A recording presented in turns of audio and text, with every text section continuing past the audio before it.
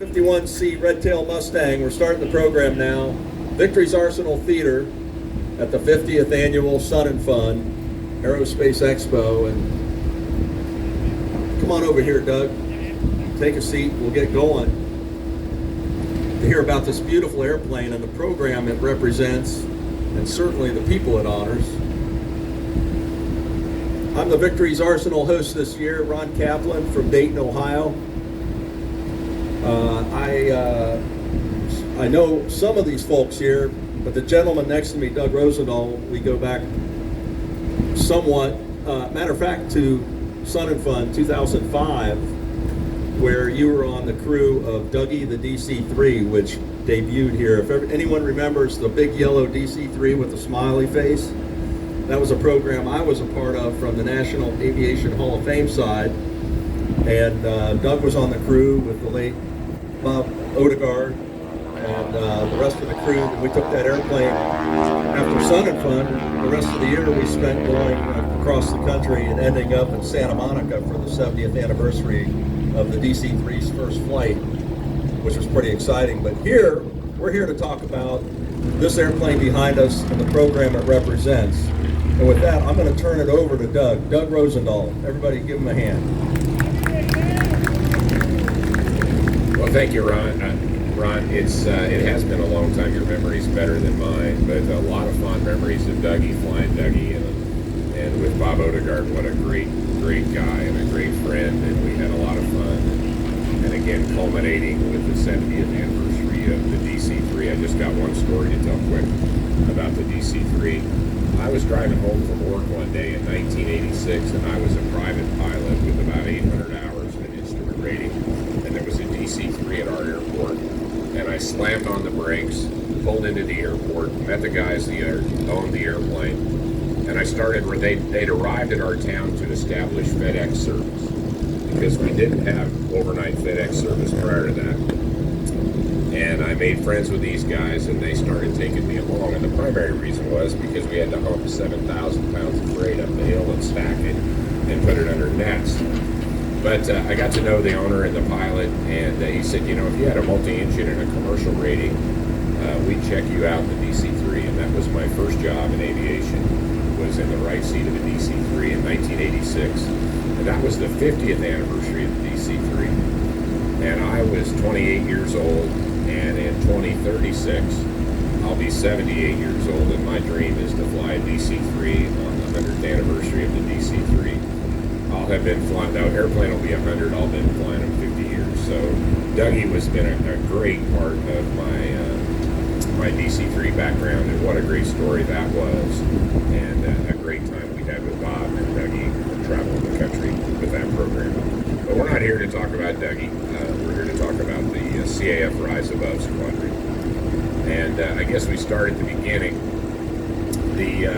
This airframe was donated to the CAF in the late 60s. And it had been a gate guard in Bozeman, Montana. And the school there at the University of Montana at Bozeman had this airplane and a B-17 on the campus, and they wanted to get rid of them. And so they put them up for auction. And a gentleman from Billings bought the airplane for $1. And that made the university mad, so they gave him 24 hours to remove it. And so he took a carbide blade saw and sawed the wings off just outside the landing gear, set the tail wheel on the flatbed truck, and towed it down the interstate to Billings, Montana, where they bolted the wings back on with some metal plates and put it at the entrance of the Billings Airport, where it languished for a few years. And ultimately it was donated to the Commemorative Air Force in 1967. It went down to Harlingen, went through a hurricane, and was in pretty tough shape. Then they moved it to Omaha. They were going to try to restore it there. They gave up on it. It went back to Harlingen. And ultimately, it ended up at the Minnesota wing of the CAF in St. Paul. And they started on the project. But quickly they realized it was beyond the capability of a volunteer organization.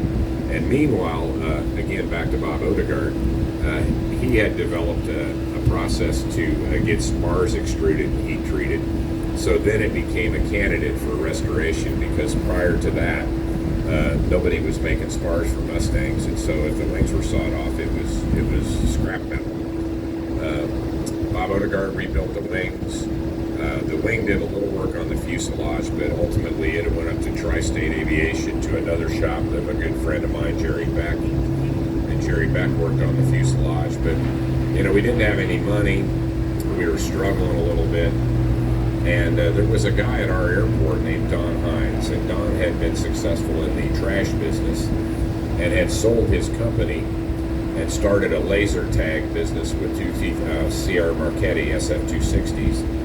And Don had been a naval aviator, and he had seen some things in his Navy career that he wasn't proud of. And the CAF at that time had Miss Mitchell, and Miss Mitchell flew in North Africa and Italy and was escorted by the Tuskegee Airmen. And so the Minnesota wing decided that they would paint this airplane when it was ready to fly in the colors of the Tuskegee Airmen, and that inspired Don. And Don was a tenant at the airport, not a member of the CAF, but he stepped up and wrote some big checks and more importantly, provided some excellent leadership. Don was just an incredibly visionary leader and a great man, and he wrote some big checks, and in short order we had a flying airplane. And that was in 2001. And we were working on an education program, and we teamed up with some teachers, and we were writing curriculum and doing all kinds of things. But what we learned pretty quickly was school boards and teachers don't want somebody to tell them what they're going to teach. They got a pretty good idea what they want to teach, and so we weren't having much success. And we were struggling, but we were flying the airplane, and it was a big hit on the air show circuit. So we were getting by, but our mission was to use this airplane as a tool to tell a story and to get it out there where people would see it and learn the stories of the Tuskegee Airmen. Well, unfortunately, in Memorial Day weekend of 2004, Don was flying this airplane. I was flying a B-25, and cam gear came apart and the engine quit, and Don put it in the field and perished. The airplane was totally destroyed. I mean, it tore the wing off the fuselage. It was hurt real bad. So now, 2004, our leader's gone, and we didn't have any money in the bank, and I became the squadron leader, and back to North Dakota we went to start the process over again. And we worked on raising money and started to have some success. And maybe how many people have gotten direct mail pieces from us? I'm not a big fan of direct mail, but I will tell you that our direct mail program is the single largest purveyor of the story of the Tuskegee Airmen in America. Every piece of mail we send out has got a story about the airmen in it. And so I take some solace in that, and I take some solace in the fact that without that program, we couldn't operate this airplane in that exhibit. So as the airplane was getting ready to fly again, I moved my focus from the restoration of the airplane to how are we going to develop an education program that is attractive to schools and educators. And I looked at my own life. What was it? The definition of learning in the Flight Instructor Handbook, the FAA Flight Instructor Handbook, says that the definition of learning is a change of behavior as a result of experience. And I look back at my own life. What were the experiences that I had in my life that had an impact on me? And when I was 10 years old, I went to Disneyland. We took the family out there. It was one of the only big trips we took as a poor kid growing up on a farm. And I distinctly remember two things about that trip. One was the Abraham Lincoln animatronic that stood up and delivered the Gettysburg Address. And that had an impact on me because as a 10-year-old kid, I went home and memorized the Gettysburg Address. And the other thing that struck me about Disneyland was the exhibit called O Canada. And they have an O Canada, at least the last time I was at Epcot, they still have an O Canada exhibit there. It's a program that was developed for the World's Fair in Toronto in the 60s, I believe. And it's still impacting audiences at Epcot today. And I stood in this 360-degree theater as the steerman with 9 cameras on the belly flew across the amber waves of grain and the plains and the mountain and the hills. and the mountains of Canada. And I said to myself, I've got to have me some of that. And that was one of the big inspirations in my desire to fly. So I thought, how can we create an experience like that we can take on the road? And what we did is we built this exhibit. How many people here have seen our Rise Above exhibit? If you haven't, I would strongly encourage you to take 15 minutes and go over it. We'll talk more about that in a minute. But so then we set out to raise $1 million to build that exhibit and put it on the road. And we were successful at that. And the Rise Above exhibit has been on the road for, I think this is our 13th season that we've been on the road. We put over 300,000 people through that exhibit. And I know for a fact because we get stories back from people that have told us that exhibit had an impact on their lives. And that's what our objective is to have a positive impact on young people's lives. And I think not everyone, we know that. We're not, if we get 1 in 100, if we impact 2 or 3 people here this week, it was worth our trip. And we also, not only do we want to educate these people or inspire them to reach beyond their grasp and rise above the adversity, we also want to educate them with the stories of World War II and the Tuskegee Airmen, because sadly our schools are not doing that any longer. And it's trite but true that the history we forget we're bound to relive. And the mission of the CAF is to honor, educate, and inspire. And I believe the greatest way that we can, first of all, inspire, this airplane's inspiring. When you see a Mustang fly, there are a certain percentage of us that makes our blood boil. It makes our heart beat, and that's inspiring. Educate, this exhibit tells a story, and it's an educational story. And finally, honor. I believe the greatest way that we can honor those veterans who sacrificed in World War II is by making sure their sacrifice was not in vain. And so that's what we're trying to do here.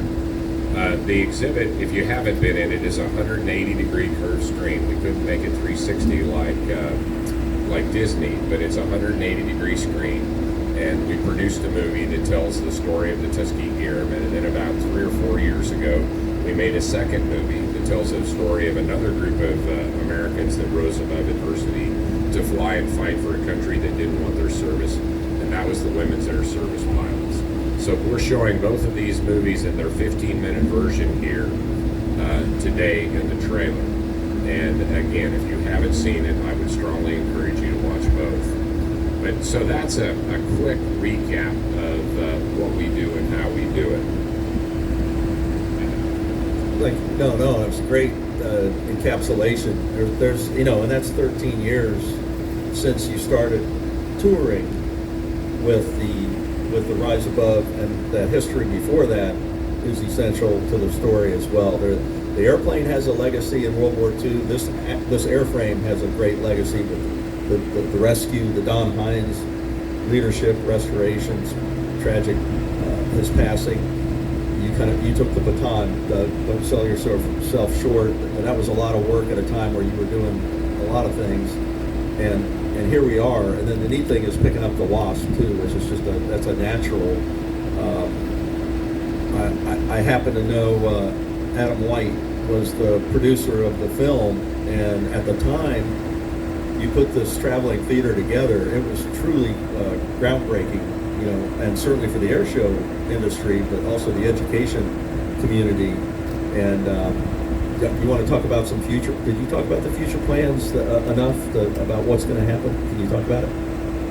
So the next thing we want to do. So again, we shot the Rise Above, the Red Tails in 2000. No, I'm sorry, in 2011 is when the exhibit went on the road.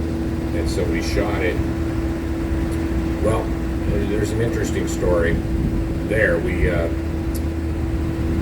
I was flying for another group. Some of you may remember the Texas Flying Legends. It was funded by a very wealthy gentleman from Houston, and he bought a cadre of airplanes. And Warren Peach from Minot, North Dakota, and I and others put together this fleet of airplanes, and we made an air show troupe out of it. And we performed here a few times, but. this gentleman said to me, he said, well, we've got all these airplanes now. What are we going to do with them? And I said, well, I'll tell you what we're trying to do. This was before the exhibit. I said, I'll tell you what we're trying to do with our airplane. We're trying to use it as a tool to tell the story. And here's the proposal for what we want to build is this exhibit trailer. And I gave him that at Thanksgiving. We were down in Houston at the hangar for an event down there. At Ewing's over in Houston, I guess it wasn't Thanksgiving, but it was in November. And I was back for a Super Bowl party in the hangar down there. And he said, Doug, he said, I want to talk to you in the kitchen. And he took me aside. And I thought I was going to get in trouble for something. I offended somebody or something. But he took me in the kitchen and he said, we've looked over your proposal.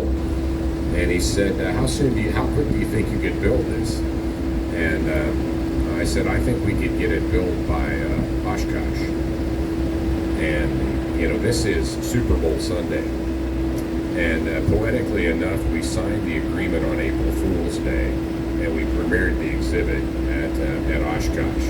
We built a trailer, we shot the movie, we put it all together, and the first time we showed it in public was at Oshkosh in 2011. So that was a huge mountain to climb, but we had a great team of volunteers, and we'll talk about our volunteers here in a minute.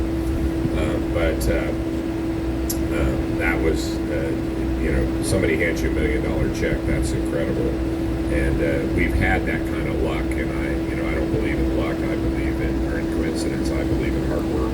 The harder you work, the luckier you get. And we had a whole group of people that worked really hard to produce what you see here and to keep it on the road for the airplane. Now has been flying for 22 years, and the exhibit on the road for 11. So one more thing about the movie I've got to mention, and you mentioned 2011, and that's significant in that movie you'll see the late Brigadier General Charles McGee featured in the film. 2011, I was working at the National Aviation Hall of Fame, where it was my privilege to oversee then Colonel McGee, retired Colonel McGee's induction into the National Aviation Hall of Fame. So I remember that Oshkosh. That vividly. That was just a few weeks later that the movie premiered. Your project premiered at Oshkosh, and you could not have had a better Tuskegee airman involved in your project than the late General McGee. You want to any stories you want to tell about him before you? And then we've got to talk about your volunteers too, for sure. So when we started this project. Charles McGee and I were sitting on the, whatever they called the plaza at that time. I think then it was called Aeroshell Square. And we had the tail cone, just the tail cone, and we had painted it red, not with Krylon, but it was just temporarily painted red. And we had a tail cone and an 8-foot table. And Charles and I and other volunteers were sitting there, and we would sign pictures and so forth, and take $20 bills. And so I spent the whole day with Charles McGee, and Charles McGee was one of the finest human beings that ever walked this earth. I can't say it enough, and I've been fortunate enough to get to know several of the Tuskegee Airmen, and without exception, they were all incredible men. And I think part of that is that the sifting process that they went through, they were absolutely the cream of the crop, or they never would have been selected for that program.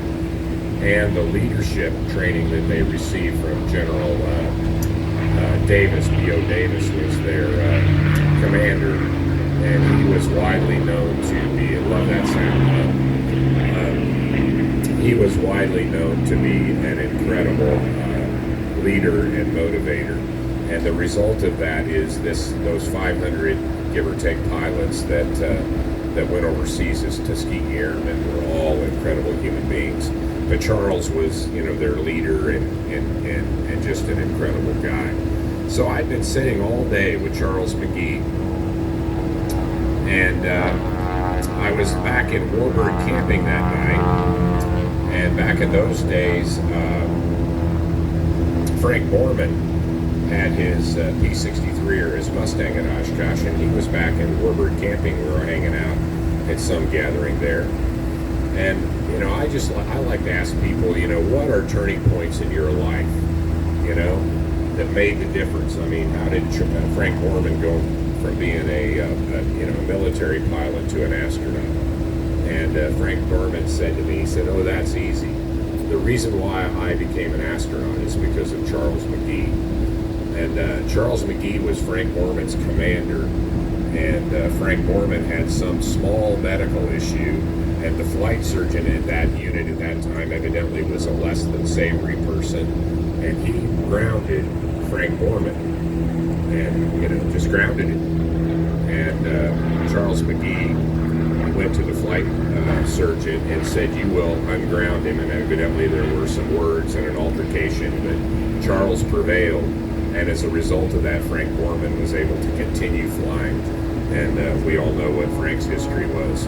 But that's the kind of a guy Charles McGee was. And think about a black man in the late 50s and early 60s. A commander of a unit was a pretty rare thing, and Charles did it, and he was just an amazing human being. I'm honored tremendously to be able to have called him my friend and still keep contact with his family, wonderful people, and all of them. And one of the joys of my life and being involved in this project is getting to know and be friends with folks like Charles McGee and other Tuskegee Airmen. And with all but just a couple now passed away, it makes it even more important to preserve their legacy and educate young people about it. And to do that, you need a lot of volunteers. It's not just you out there. I know you want to speak to that aspect of the operation, and you'll see them out here. Once you hear about them, you'll probably pay more attention to what's going on. So we have a road team. You can't do 35 weeks a year and drive a truck and manage that exhibit entirely with volunteers. We have a road team. Don Larson is our truck driver and also works as a docent. And Chris Allen is our road manager, if you will. And then at every week, every stop, we try to have one or two volunteers, and a couple of them are here. Mark Erickson, he's been with us since the beginning. He's a neighbor of mine up in Iowa. Longtime corporate pilot, moved back to his home roots in Iowa and lives in northwest Iowa. Ken Mist, Woodstock, right? Woodstock, Ontario, just on the north side of the Lake area. Ken's been with us probably close to 20 years, haven't you? Long time. And Chris Allen, Chris is sitting over there. Wave your hand, Chris. Chris is our road manager. He looks after that. But the CAF has about 17,000 members scattered all across the country in 80 different units, of which the Red Tail Squadron is one. And all of those units need members and need volunteers, as do we. Our situation's a little different. We don't really have them. We're based in Dallas, but we're never there. And so our volunteers, one or two at a time, will come out and work the exhibit for a week or a weekend. And we'd encourage everybody to take an opportunity to join the CAF and be part of our organization. That's an incredible. Most of the great things in my life have been as a direct result of my involvement in the Commemorative Air Force. And if you don't know the story of the Commemorative Air Force, we can talk for another 20. We can talk for hours about the CAF. But the CAF started in Mercedes, Texas. A bunch of crop dusters bought a P-51 Mustang, red nose, which is still flying today. I flew it last weekend at Maxwell Air Force Base, and it grew and grew, and it started out basically as a joke and a tax dodge so that these crop dusters could deduct their warbirds, and it became more than that under the leadership of another visionary leader.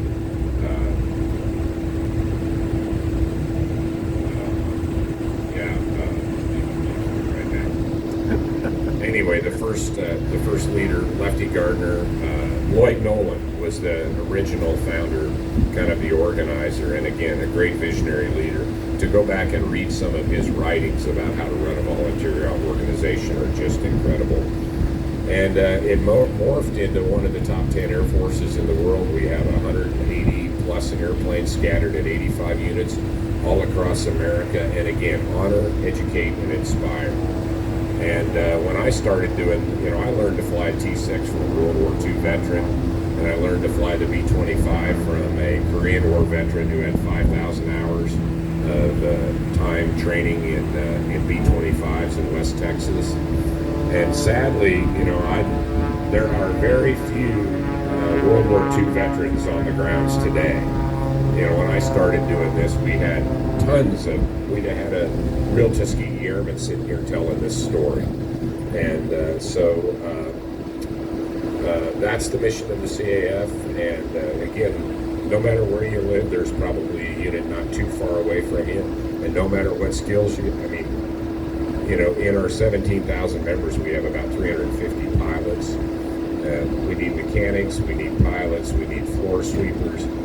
We really need storytellers, okay? People that can articulate a story. We need multimedia, social media experts. Everybody has a skill that we can use, even if it's cleaning toilets.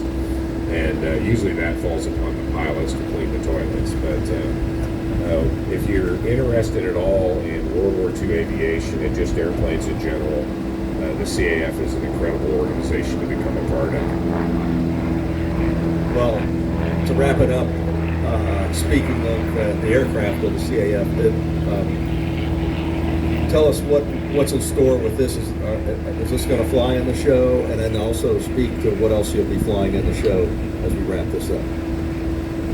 I brought the wrong hat today. I own a Golden Age racer, Mr. Mulligan, and I flew it on Wednesday. Was supposed to fly yesterday because of the cancellation. Obviously, we didn't. And then flying again on Sunday. Mr. Mulligan is a replica of a 1934 Golden Age racer that won the 35 Bendix and Thompson Trophy. The Warbirds fly at Sun and Fun on Tuesday, Wednesday, and Thursday. So we may do a couple rides here in the morning, but we're not flying in the show the rest of the week. We'll be at shows all across America, and we'd encourage you to come out and see us at one of those shows. And yeah, I fly a lot of different airplanes in air shows, and I'm an examiner in most of the fighters and several of the bombers and transports for the FAA. Well, I can't thank you enough for taking time out of your schedule, and also your crew for making the airplane available to us right here. This Victory's Arsenal Theater is something that we hope to grow and expand on. I think you get the concept. You're not going to get this kind of information, anywhere else in this environment. That's for darn sure. And I appreciate you, coming out this morning to join us. And actually at 11:30, just to let you know, Placid Lassie is up, the C-47 at 11:30 here. So come on back. But again, thanks for all that you've done. Not just for the CAF, but just for the warbird community in general, and for those of us who have kids, who bring them out to air shows to help, like you said, educate our kids, because they're not getting this information anywhere else, really, and that's sad. So that I encourage you to make sure you go see the movies, the two movies in the trailer over here while you're out, and it's free. It's air conditioned still. Yeah, that's always a big hit. But you'll be highly impressed, and then just imagine what lies ahead. They could use your help, like you said, and we hope we see you out here often and again. So fly safe. Thanks again for coming out. Okay. He'll take some questions if you have any. It's great. You'd have to yell them out. I'll bring the mic over.